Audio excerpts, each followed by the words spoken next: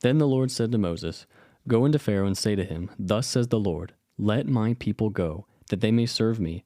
But if you refuse to let them go, behold, I will plague all your country with frogs. The Nile shall swarm with frogs, and that shall come up into your house, and into your bedroom, and on your bed, and into the houses of your servants and your people, and into your ovens, and into your kneading bowls. The frogs shall come upon you, and your people, and all your servants. And the Lord said to Moses, Say to Aaron, Stretch out your hand and your staff over the rivers, over the canals, and over the pools, and make frogs come up on the land of Egypt. So Aaron stretched out his hand over the waters of Egypt, and the frogs came up and covered the land of Egypt.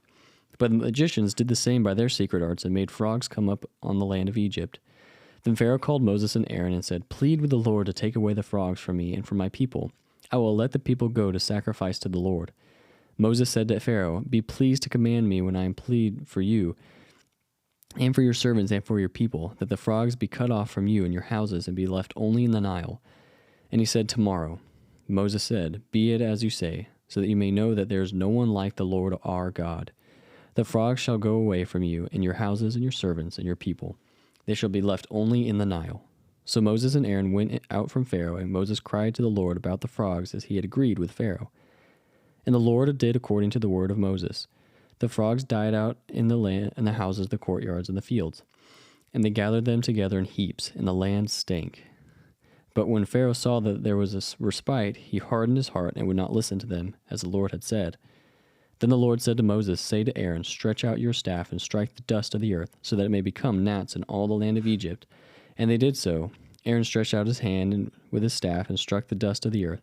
And there were gnats on the man and beast. All the dust of the earth became gnats in the land of Egypt. The magicians tried by their secret arts to produce gnats, but they could not. So there were gnats on man and beast.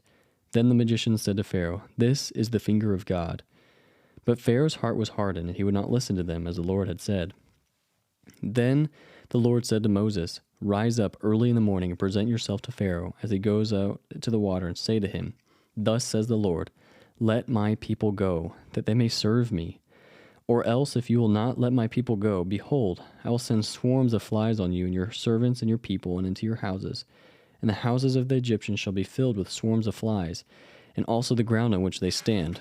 But on that day I will set apart from the land of Goshen, where my people dwell, so that no swarms of flies shall be there, that you may know that I am the Lord in the midst of the earth. Thus I will put a division between my people and your people. Tomorrow this sign shall happen. And the Lord did so.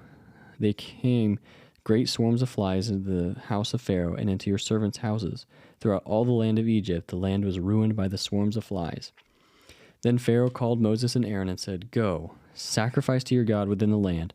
But Moses said, It would not be right to do so, for the offerings we shall sacrifice to the Lord our God are an abomination to the Egyptians. If we sacrifice offerings abominable to the Egyptians before their eyes, will they not stone us?